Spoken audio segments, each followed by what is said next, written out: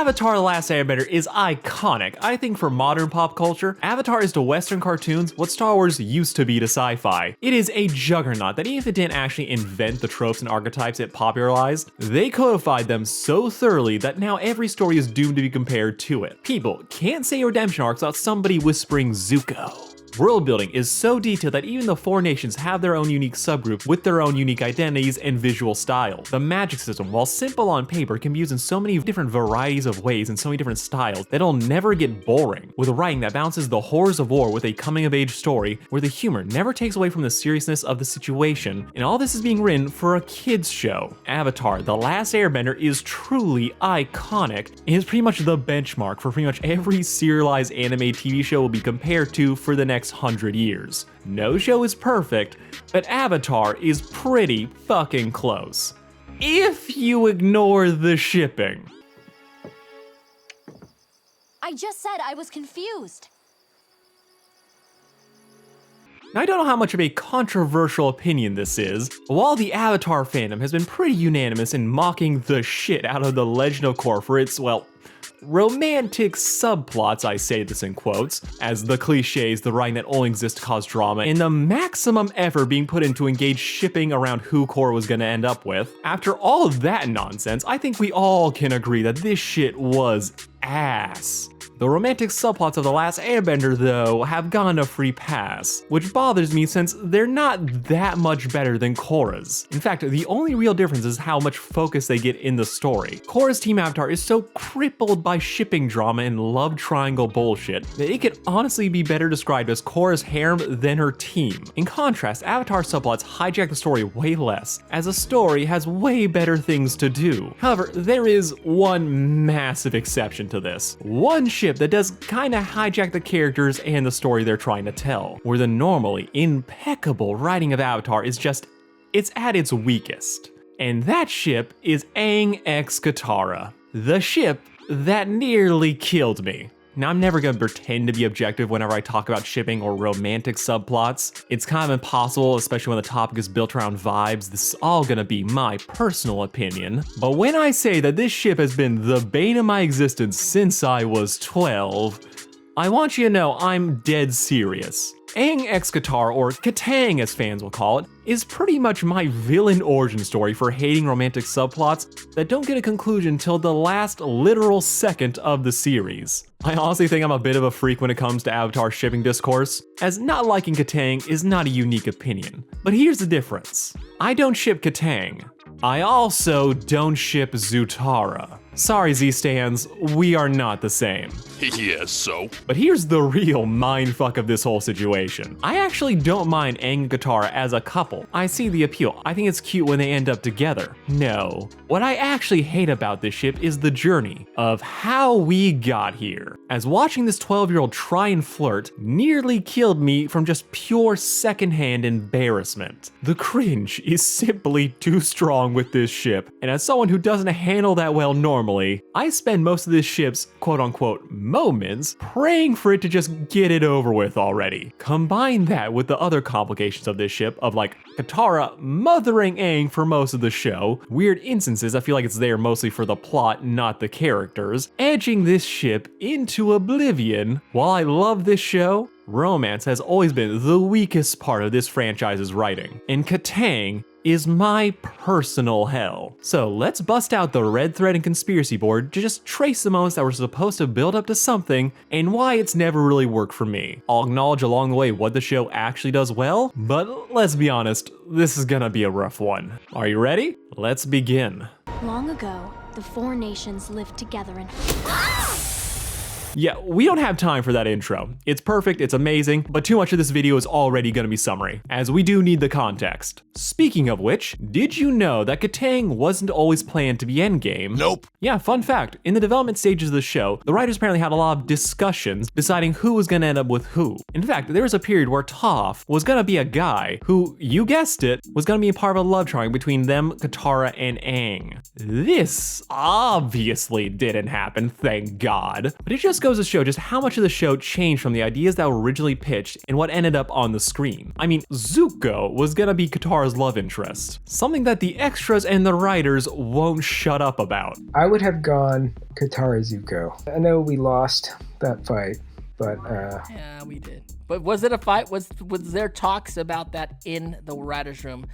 yeah. I think definitely that stuff came up a lot. I shit you not, every third person who ever worked on this show, including both of the voice actors for Katara and Zuko, have all gone on record saying that they now ship Zutara. I take that with a little grain of salt, as this ship is so popular that saying that you don't support it is pretty much a death sentence. However, for all these alternate timelines, all the talks of what might have happened while making the show, the identity of who Katara's future baby daddy was gonna be was never hard to guess. Why are you smiling at me like that? Yeah, Katang was set up from jump. Aang woke up from a 100-year ice nap in Katara's arms. Her face was the first thing he saw, and he didn't blink till credits. Even if they end up changing their minds later, Aang crushing Katara was so obvious that you pretty much couldn't ignore it, and trust me, I tried. Katara was the one who freed him from the ice. Well, twice. First in a fit of rage as her brother was being a sexist dick, and then she did it intentionally when she saw that there was a boy in the popsicle. Katara and Aang's relationship, even if you don't want to view it romantically, it is clearly presented as being deeper than pretty much everyone else who's on the menu. Aang doesn't play favorites, unless you're his kids, but out of Team Avatar, Katara was clearly first among equals. Sokka and Aang were like brothers. Toph was family. The show always went out of its way to reinforce just how much more special Katara and Aang's relationship was meant to be, and you feel it in pretty much every scene they have together. Girl was ready to abandon her tribe to travel to the North Pole with Aang after they tried and kicked him out. Katara is out here winning the gold medal for emotional heavy lifting as she has to pick up everyone else's slack. Even before she knew he was the Avatar, she saw how he brought fun and life back into the village, rejecting Sokka's xenophobic ass and befriending Aang immediately, with Aang proving that he's worthy of that trust by protecting her village even after they kicked him out, sacrificing himself so that they can be left in peace. And in case you thought, okay, there's not much here, if you want more proof that Katara is going to be the backbone of Aang's character, remember, it's her voice that snaps him into his super mode when he nearly drowns at the end of episode 2. The show was not being subtle. We're going to save your boyfriend. Now this is a solid enough intro to the story, and even sets up like a potential romance later down the line, as the hints are there, and they are plentiful. So at this point, it was really just a question of watching it all play out, rather than like questioning, is it gonna happen? But then the show ran into what I think is one massive complication, the kind that tanks this ship for a lot of people. As you see, Avatar is too good at writing these characters. Let me explain. You see, one of the things that endears me to the show is just how it's able to go from episodic adventures while continuing a serialized story. There's enough time here for shenanigans where the only real plot is to evolve and explore the characters, fleshing out all of them and helping us get to know their fears and to explore their attachment to one another. I think one of the best things that Avatar has going for it is that the length of the story gives it the time to allow its characters to never feel like they're trapped just being one thing, and to not just be one thing to another person. Like just like a Katara's relationship with Sokka. She's his sister, but she's also just so much more than that. Katara, despite being the younger sibling, is also the closest thing he has to a mother, taking on that role after their mother was killed when they were young. Sokka takes Katara for granted, but also can't imagine his life without her. He goes from dismissing her abilities to envying them and then accepting that he has his own gifts. They are opposites, but they also complement and check each other. Sokka is smarter, but Katara is wiser. How they interact and bounce off each other depends on the circumstance, yet it always feels like they remain consistent to who they actually are. Everyone in Team Avatar manages to be everything to everybody. Friend, family, rival, parent, and child. This is the brilliance of Avatar's writing, as it lends so much depth to their interactions, even when the archetypes of who they are remains the same. All of this is really good writing, but this level of nuance kinda fucks this ship. That's rough, buddy.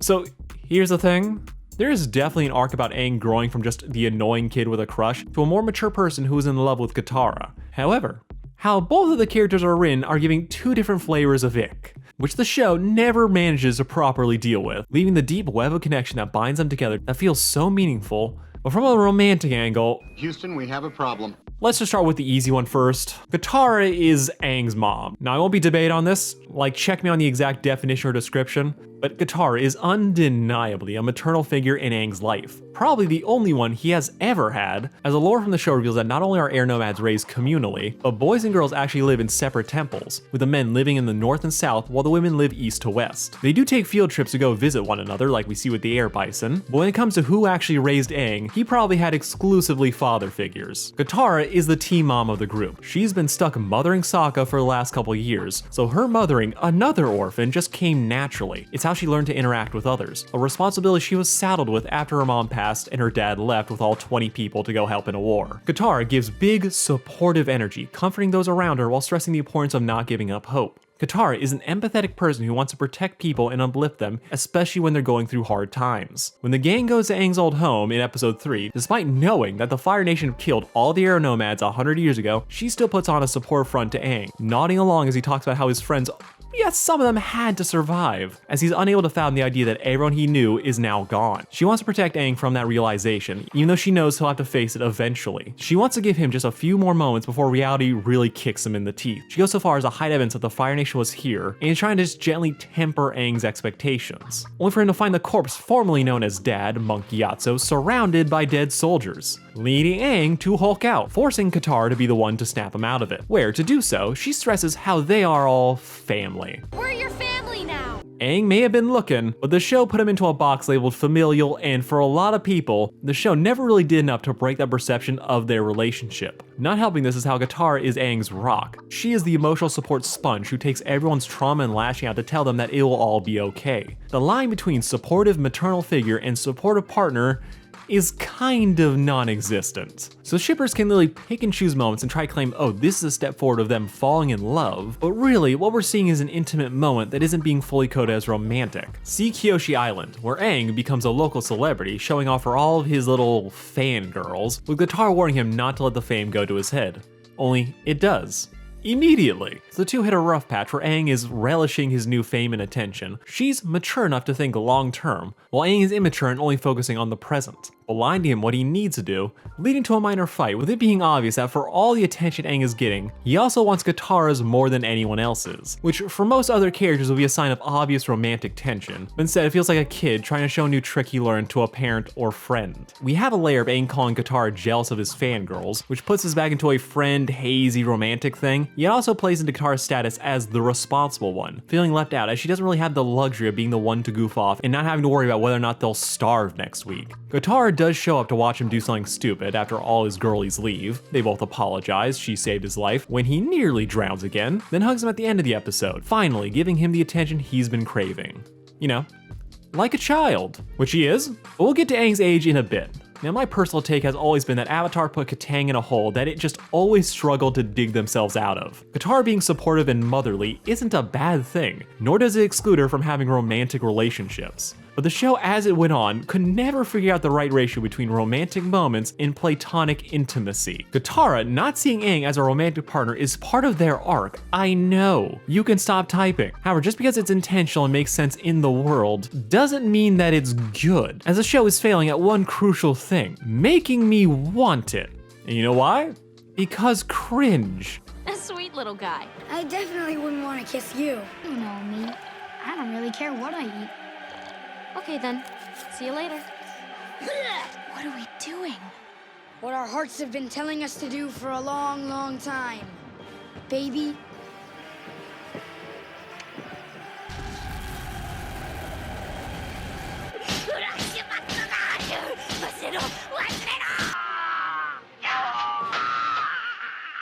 Not gonna dye my ass. Oh, that bitch nearly killed me. This fucking ship was the bane of my existence as a kid.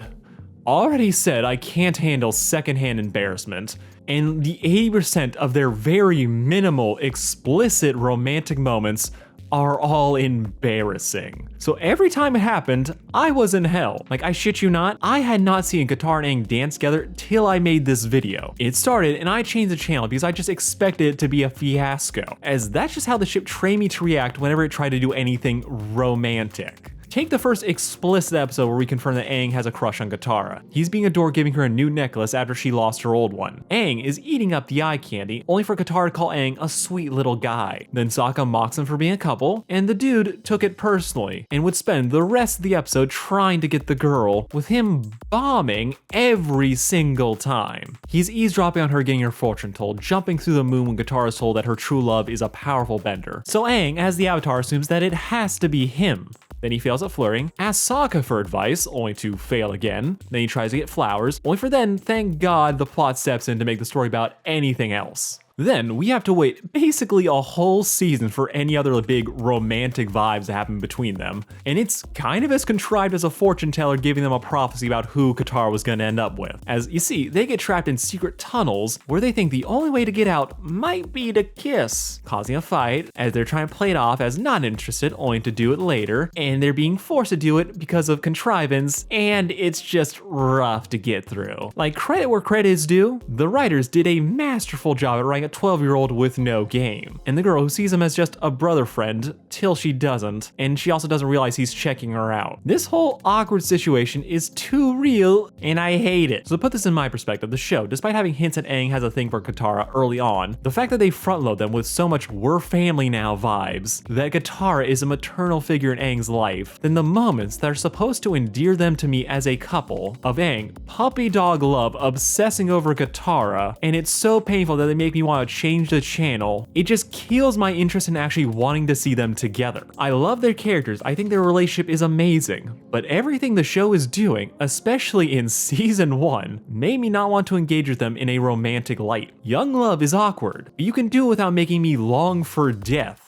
The cringe is painful, but it can be overcome. The issues that Katang runs into is that Aang and Katara's relationship is so good in nuance, full of ups and downs where they fight and lean on one another. Then I feel like the writers would struggle when it actually came to writing a scene that conveys, oh, they're in love, but romantically. As to differentiate it, to make it meaningfully different from all the other times they interacted, they lean so hard into awkward puppy love that it is just obnoxious. It's painful to watch, disrupts the good thing that they already had going, and the moments like this are also way too spread out. Romantic Katang moments are kinda like a jack-in-the-box. They will jump scare the shit out of you when you least suspect it. There are times where you feel like they could do that, but then they choose not to, only for everything before and after to be fine. Moments that could be romantic aren't, so you're just always left guessing, okay, when are we actually gonna do this? Katara crushing on Jet gets no reaction from Aang. Katara stepping up as Aang's teacher only for him to be better than her, sparking jealousy. That's just them interacting as friends, only for them to reconcile and everything to be good, but okay, now he's making her a necklace and obsessing. But now we're back to family as Aang is afraid of losing them as he gets a message about where their dad actually is. So then he hides the message until guilt makes him come clean. They ditch him for a hot second, but then they all get back together to fight Zuko, and in the aftermath, where they stress how to them,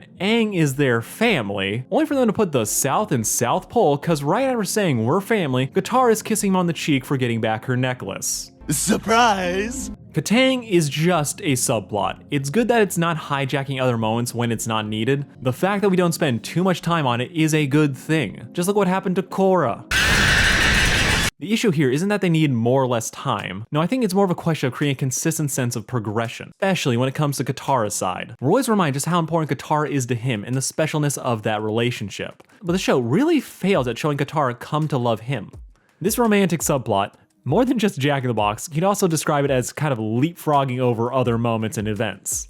Popping in just to remind us that their endgame, then getting the hell out of the way till the next big splash. So in a situation where Katara and Aang mean so many different things to each other, you have to stress and find a way of showing the audience, them realizing their feelings, and having those feelings affect how they see each other. Which again, the show doesn't do for Katara. Sometimes I forget what a powerful bender that kid is. I suppose he is. Here's the trajectory of how Katara feels about Aang. She goes from, I need to love and protect this kid as he's the Avatar, and while he can save the world, someone needs to save him. But she's 14, he's 12 and short, so romantically, he just wasn't an option. Then the fortune teller thing happened, where she's told that she'll marry a powerful bender, but she doesn't think for a second that it's Aang. So Sokka offhandedly mentions what a powerful bender Aang is, cueing her in that Aang just might be endgame for her. He's not on the menu, but he is on her radar as a potential husband. Then nothing happens for the rest of the season besides a kiss of appreciation. Then we get to season 2, the aforementioned secret tunnel thing happens, where based on extremely little evidence, Katara thinks that the only way for them to get out of the maze is to kiss. It's embarrassing. Aang wants to, but pretends he doesn't, leading her to get offended, and they table the idea till their torch is about to go out, with them leaning to kiss, but we don't actually see it happen. The creators have confirmed that yeah, they kissed. Hence the blush from Katara at the end of the episode. This could be a huge change to the status quo in how Katara views Aang, but then it's barely ever brought up again. Like, not a peep. They go back to their usual complex status quo, with hints of Aang crushing, but even when Aang is thoroughly traumatized after losing Appa, leading him to kill something for the first first time in the series, like it was a bug, but he already got Momo back, so he didn't do it because he had to, he did it because he wanted to, which they never bring up, with it being Katara that keeps him from killing the people that kidnapped and sold Appa. Aang emotionally shuts down after this, ignoring all of Katara's attempts to get him to be more hopeful, with him refusing to be comforted till he sees the miracle of childbirth giving him hope again. They hug, it's great, but it's not a romantic moment, so it doesn't really progress that side of their relationship or deepen it in that way. Also, quick editor's addendum. Yes, I know Aang before that hug says, seeing that birth reminds me of the love I feel for Appa and the love I feel for you, to Katara. Yes, I do remember that. But to me, this doesn't read like, oh my god, romantic revelation. He feels something for Katara. No, you don't really get that vibe. You don't even see Katara even like grapple with the fact, oh, he just kind of said he loves me. No, what it feels like is Katara realizing, oh my god, thank god, he's feeling something again. We don't ever get a moment of her going back and saying, oh, he said he loves me. Oh shit, no, this is just, I feel something now, I have these feelings, and I'm actually letting myself feel them. But it's missing those massive romantic overtones that the show typically does whenever it has these scenes, and speaks of the fact that Katara just having her own romantic love story, having her realize like, oh, I'm in love, is vastly underplayed and underseen, as we never get a moment of her going back and realizing, oh, he kind of confessed here, or have her really grapple with any of that. I know what he said, but the scene feels more intimate than it does romantic, or at least that's just my take on it. So they get to Ba Sing Se, nothing continues to happen, Aang still looking, but then Katara gives Aang a kiss for good luck after a love confession got interrupted by Sokka. Then we have the whole Avatar State fiasco and Zutara's 9/11, never forget. Then in lesser news, Aang dies, Katara uses her magic water to save his life, then, finally, in Season 3, do we see Katara start being jelly of Aang around other girls. So basically, through all this, we never really get a moment of Katara realizing that she has feelings for Aang. We have no moment where something shifts in her mind that she doesn't just love Aang as a brother. While I appreciate the story making a point of what a confusing nightmare it is to fall in love under these circumstances, especially at this age and especially during a war, yet I think the show shot itself in the foot by not having a single moment of self-realization for Katara. As without it, we're left guessing when she knew that she caught feelings. Which without that, we suddenly have to start calling into question their actual interactions together, creating a debate between what moments happened because of underlying feelings and what happened because the plot needed it to. So let's go back to the season 2 finale. Why would I choose cosmic energy over Katara? How could it be a bad thing that I feel an attachment to her? 3 chakras ago, that was a good thing. So I mentioned it a couple times, but Jack explained what the Avatar State is. It is, and was, the coolest power-up to me as a kid. It's this rage mode that Aang could enter from time to time where he was basically unstoppable, with it later being revealed that the Avatar State is Aang wielding the total power of his previous lives, till that got kinda retconned by the whole spirit thing. But during this period, he was basically unstoppable, with the risk being that if he dies in this state, the Avatar dies as well. No reincarnation, no second chance, just gone. This state has gotten Aang out of a lot of difficult situations. It is a little bit of a deus ex machina, but its uncontrollable nature was the trade-off for how OP it was. Season 2 begins with the idea that Aang should master the Avatar State, that if he did it, it'd be an instant game over for the Fire Nation, that Aang probably wouldn't need to master the rest of the elements, as he really would just be that strong. Aang tried and failed to master it initially, being pushed to do so by the Earth Kingdom General, whose actor is now playing Swolzai in the Netflix adaptation. That's hot. With General Idiot over here deciding he just needs to trigger the state, and then they can just go from there. Then he finds it, and he does so by making it look like he killed Katara.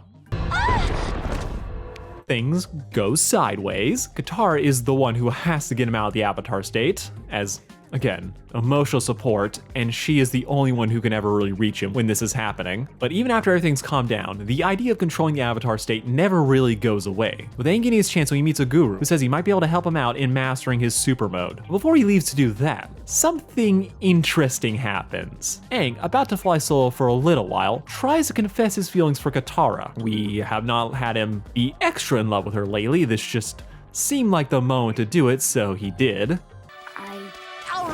Who's ready to get going on a little men-only man trip?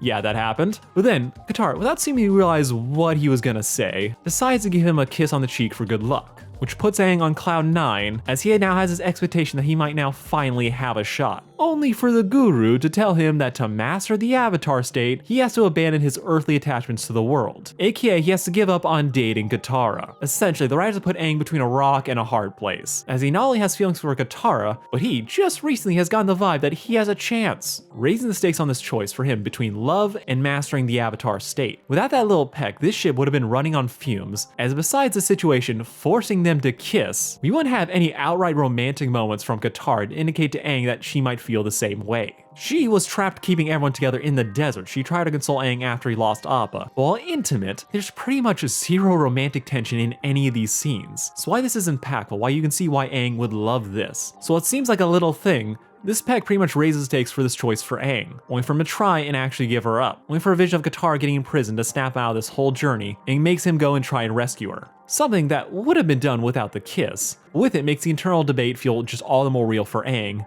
and less painful for a section of the fandom already screaming that he has no shot. I like the sadistic choice being presented here, forcing Aang to choose between power and the possibility for happiness, with even resident Mr. Rogers Iroh telling Aang that he made the right call choosing love over power. Yet, I've never been able to shake the feeling that this kiss just comes out abruptly.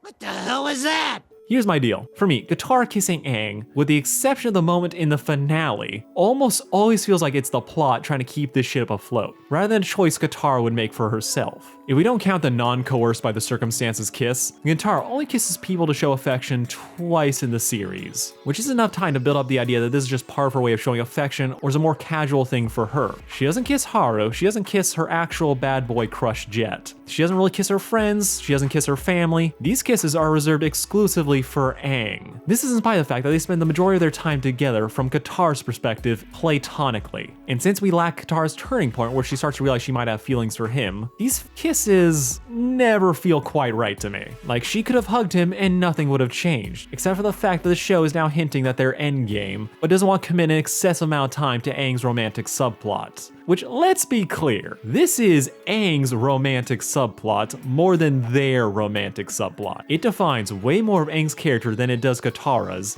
It's like a 70-30 split on who gets screen time when this is being discussed. Which is a little lopsided when we need a wee bit more time to make these moments feel organic, actually in the story, and not set up for future events and shipping fuel. And something that makes this disparity all the more obvious, the difference between all of Aang's romantic feelings and the lack of Katara's, is that romance in the show has the subtlety of a hand grenade.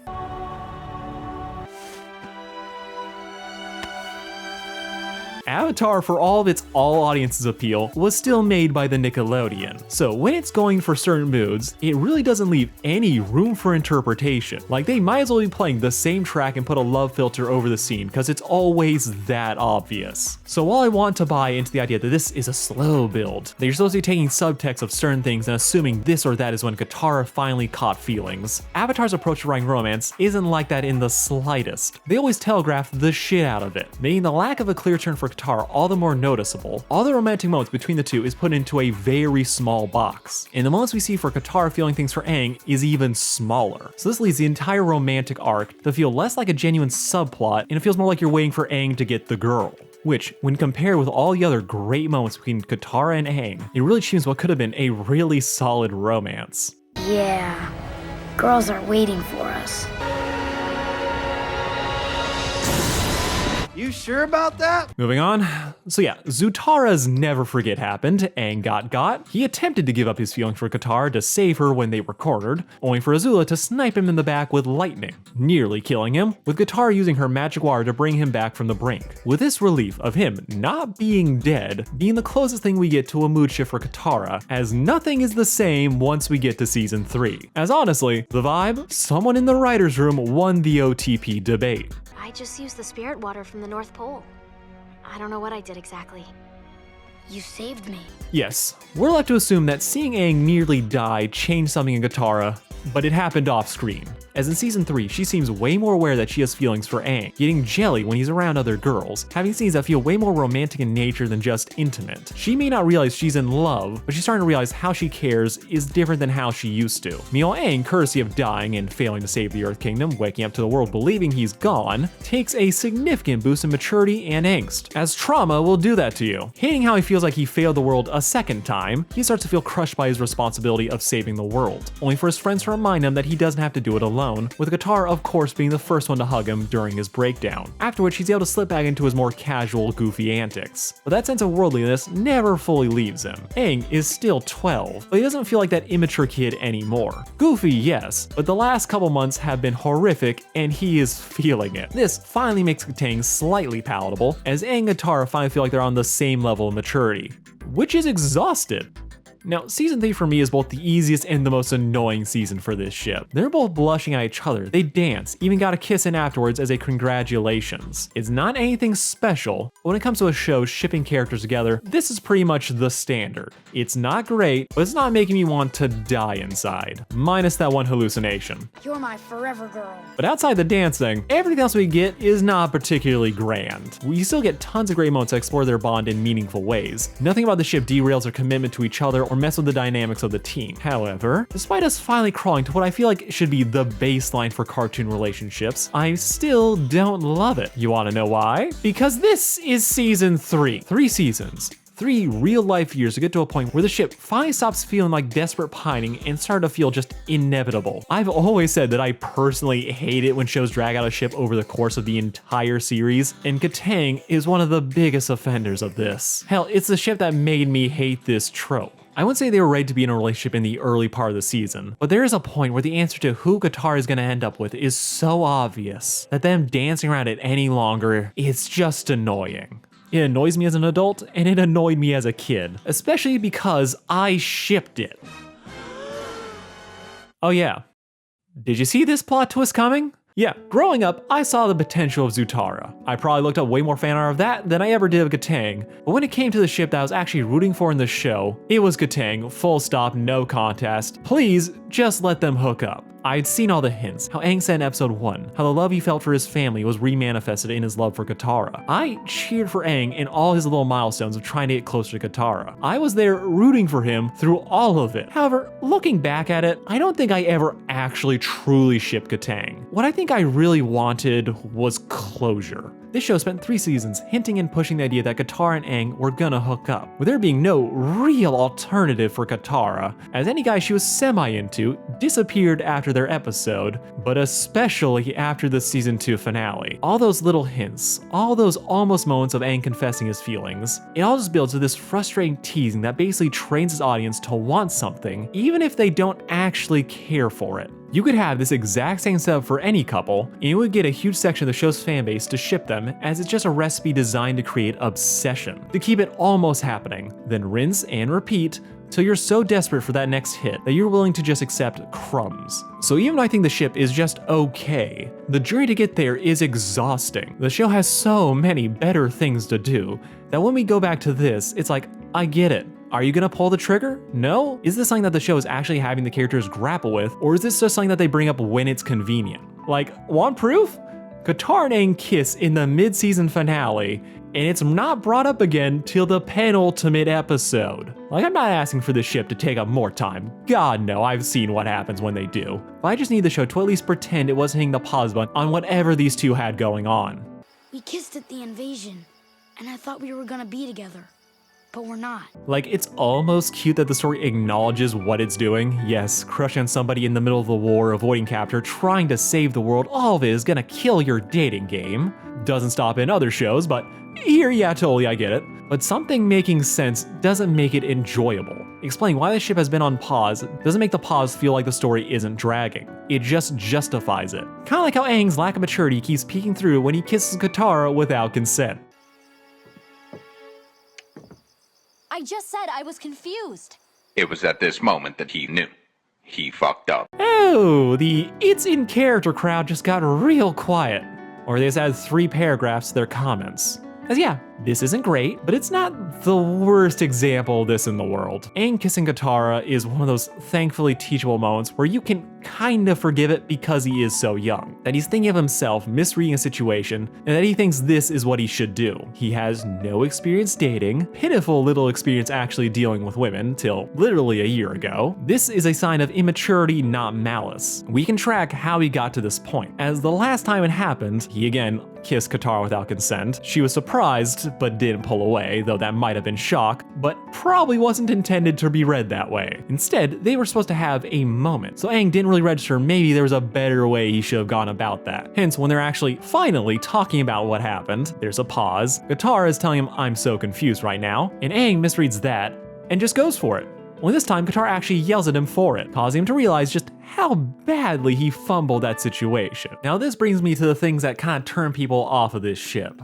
As yeah, I get it. I'm sure plenty of people remember a time where something like this might have happened to them. Or just having a close friend who reveals that they have a crush on you, and it just makes everything rough for everybody, as what are you supposed to do with that? This is a vibe that is all throughout this arc. So if you have attachment to these sort of things, it's not really gonna win you over. Especially since Aang's arc is just kind of the worst moments of young love. We watch him have a crush without realizing it. The annoying puppy love, eyeing Katara in her swimsuit, to the final intrusive phase where he's acting on it, with mixed results. The show pretty much gives us the most cringe parts of falling in love as a kid, of thinking the girl you like only sees you as family, to not understanding why they can't be with you right this second even if they might slightly return those feelings. But while painful and awkward, this is not a death sentence. But what does make this painful and not salvage the choice of how they tell this story, we don't really ever get a moment to really unpack what happened and how Aang's been behaving. Aang emotionally maturing is a big part of his overall arc throughout the show, but how it applies to Katara, it's almost incidental. He does not change or grow for her. Aang is a better person because of Katara, that cannot be denied. But that's not because they're in love. Katara is just the MVP, but Aang never really grapples with how he's been behaving towards Katara. They straight up never talk about that forced kiss again. We don't ever get a moment of Aang owning up to the recurring flaws in his own behavior, that he's been obsessing over Katara irregardless of her own feelings, something that he's been doing for all 3 seasons. But after the kiss, they don't talk one-on-one again in the show,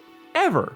This is the last time they're ever alone together till the war is over, and the show is ending, so they pretty much say, well, they might as well suck face. I wouldn't call Katara a prize Aang won for saving the day and maturing, but it's in the ballpark of the hero always gets the girl, where the ship is just expected to happen, so it's not doing everything that it can to make it feel earned. It just trains you to want this to be over with, and moves on to the actually bigger and better things. Katara and Aang have great chemistry as friends, but the Avatar franchise is fucking terrible at writing romance, as it relies on contrived circumstances, tactics that feel less like a slow burn and more like bait and wait. Katara's side of the relationship is criminally underexplored. It is all the most painful and cringe moments of young love, but with none of the actual introspection to make it feel like the couple we get is a product of them overcoming that and proving to us that they are better off romantically instead of the million of other beautiful and amazing ways they are connected. Katang is a sideshow to the more interesting things in the story. It's all built up to just a giant kiss to cap off the series, but while it's cathartic in the moment, this ship, it just isn't it. I love Aang and Katara. I love them individually. I love the bond that they share. I love how they both grow and change over the course of the series. But them ending up together is fine, but the process to get there is exhausting and feels so clunky compared to all the other writing in the series. Like, we can just ignore the pointless arguments about Aang being actually 112 years old. The man was frozen in ice. We just gotta move past that. The 12 to 14-year-old thing and just their maturity level is something that needs to be discussed. That's really just gonna be all up to personal opinion. I clearly have biases when it comes to this ship, and I'm not gonna pretend otherwise. But for me, Katang is some of my least favorite romantic tropes, but worst of all, the biggest offense this ship commits is that outside of 1 or 2 gem moments, this couple is too basic and vanilla to make up for all of its flaws. There are tons of great moments that show how meaningful and important they are to one another, but the show failed to convince me that out of all the ways they connect and relate to one another, that dating was the best option for them. This ship at its best is mid. I know a lot of people have nostalgia for it, but I think we all can sit back and admit that this ship and this romance, it isn't that great. I know some bitter shippers out there are gonna be coming for me, but if there's any consolation prize for me ripping into your favorite childhood ship, don't worry. Zutara's next. Wake the fuck up, samurai. We have a city to burn.